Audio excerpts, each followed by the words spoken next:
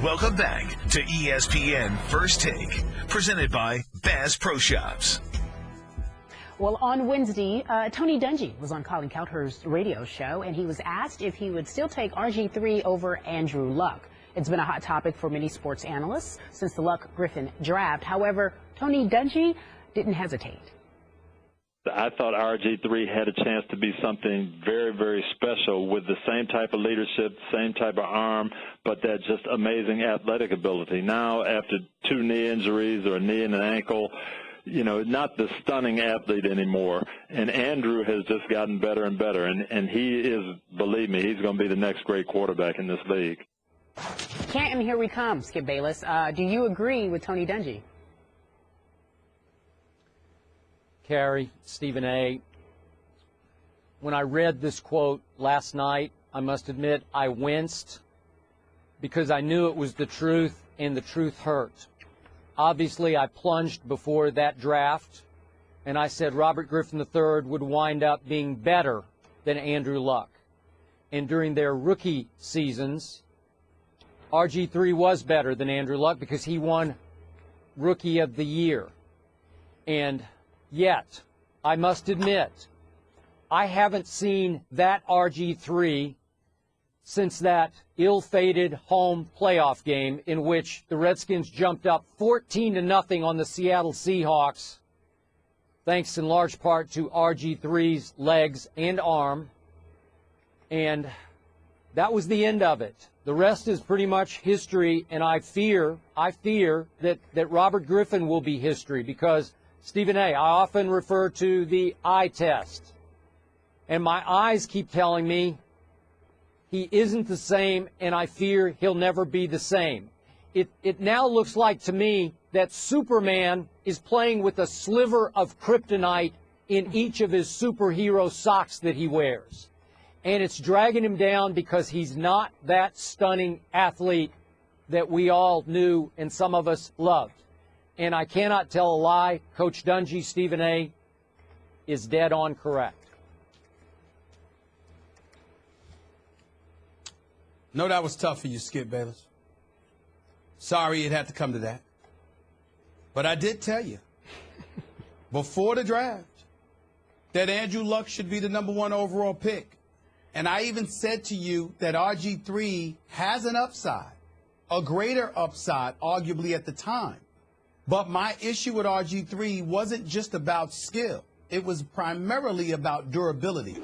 He's obviously an intellectual. RG3 knows the Washington Redskins offense inside and out. He knows what he's doing. The indecisiveness, or whatever you want to call it, the hesitancy, the reluctance, is because of comfort in the pocket. And it's because he knows that physically he's limited compared to what he used to be. And that's what this comes down to. When you know that you are not what you were supposed to be and what you once were, health-wise, it has a profound effect and has a profound impact. And when you talk about durability in the sport of football, take a look at RG3's legs and then look at Andrew Luck's legs. The dude he's a big boy.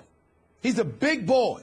Andrew Luck can run with the football, but he's comfortable in the pocket. He's comfortable as a signal caller. He's comfortable with the requisite skills it requires to be an elite quarterback on the NFL level. He's not somebody that has electrifying skills that has to develop those fundamentals. He has those fundamentals. He's developing into a superstar. That's the difference. And this is what Andrew Luck has and what RG3 does not. And as a result of it, when you couple that, Skip, with the fact that RG3, and I'm not knocking him for this, we understand that when you're an NFL player, there's a short window of opportunity for you to maximize the opportunities available to you, and you want to make sure you position yourself to get paid, to get recognition, to build your brand, etc. But there is something to be said about the fact that Andrew Luck isn't concerned about any of that. You know why? Because he's a football player, and the primary reason he's cool with just being a football player is that he knows he's going to be a great one. And he expects and anticipates being around for the long haul as opposed to having the attitude, I've got to make the most of my opportunities right now because who knows when it's going to come to an end. Neither is wrong for having their respective attitudes, but it's clear what works for a quarterback in the NFL, and it apparently works Luck's way instead of RG3's, and it's just that simple. You know, I tried to be humble when I started this topic. I tried to eat a little crow and be a little bit painfully honest here. And then you tried to just shame me, and you've ticked me off now. And I'm coming back at you with both barrels now. Let's start off with the fact that you have once again fallen into the trap that infuriates me. You are prematurely coronating Andrew Luck. I'm sorry, I haven't seen it yet. You even said the other night off the Monday night game, you give him only a B, I gave him a C+. I'm not sold as Coach Dungy seems to be about. He's the next great quarterback. He threw 7 interceptions in 2 playoff games last year. That's number one. Now, let's go back to RG3. Am I supposed to sit there as I watched him game after game at Baylor and say, oh, the NFL's going to break him in 2. He's too slender. He's too fragile. He had a knee injury when he was a sophomore at Baylor. Baloney! They all have injuries in college. I'm not going to swallow that from you. And I have a question for you. Oh, mystic guru that you are as you predict NFL drafts. Question. Who's the greatest quarterback ever? Is it not Joe Montana? Would you give me that? Joe Montana, greatest quarterback ever? Okay. Yep. Compare the body of Joe Montana, the physique of Joe Montana as he came out of Notre Dame with the physique of one RG3 as he came out of Baylor. They're the same guy. They're built exact. They're long and slender. Joe Montana, slender dude, ballet dancer in the pocket. And listen, in his first 3 years, he could run a little bit. He couldn't run like RG3, but he could flat out run. So tell me how Joe Montana survived. There's a lot of luck involved here, so to speak, Andrew. But in my case, I could not predict that RG3 was going to get hurt as badly as he got hurt at the end of his rookie year, and he never bounced back. He had some psychological and emotional issues that we talked about, as I thought he got a little too full of himself as the leader of the Washington Redskins in Washington, D.C. But don't tell me that you saw it coming that he couldn't last in the NFL. Well, I'm not saying that he can't last. I think RG3 can still last, and I think that he can end up having a productive career. I just don't think he'll ever be as good as Andrew Luck. That's number one. Number two, there's a difference, Skip Bayless, between being an athletic runner who plays quarterback and a quarterback who happens to know how to run. That would have been Joe Montana. Joe Montana wasn't a speedster. He wasn't the greatest athlete in the world, but like you said, he could dance in the pocket. Not tap dance, but dance in the pocket. But dance in the pocket, not to mention the fact that he was never one that was presumably going to go about the business of endangering himself by running the football the way that RG3 does. Number three, you also have to consider this, Skip Bayless. Andrew Luck, I'm going to say this again. Yes. First year, got the numbers right in front of me. Completed just 54% of his passes, 23 touchdowns, 18 interceptions. When RG3 won Rookie of the Year. Year 2, completion percentage goes up by 6 from 54 to 60. Touchdowns stay the same, cuts the interceptions in half. This year, up to 63.6%, 26 touchdowns, 9 interceptions. I'm simply saying with Andrew Luck, who, by the way, was the successor to Peyton Manning. Who was RG3 the successor to? Don't get me started with that. They didn't have a quarterback in Washington. You in Indianapolis, you're succeeding Peyton Manning, regardless of the fact that it was supposed to be a rebuilding year, etc. We all knew the standards that were going to be applied to Andrew Luck coming out of Stanford, being the #1 overall pick, the successor to Peyton Manning, which also facilitated Peyton Manning being let go by Jim Irsay and the Indianapolis coach so he could ultimately move on to Denver. Considering all of that, 2 consecutive 11-5 finishes and postseason berths.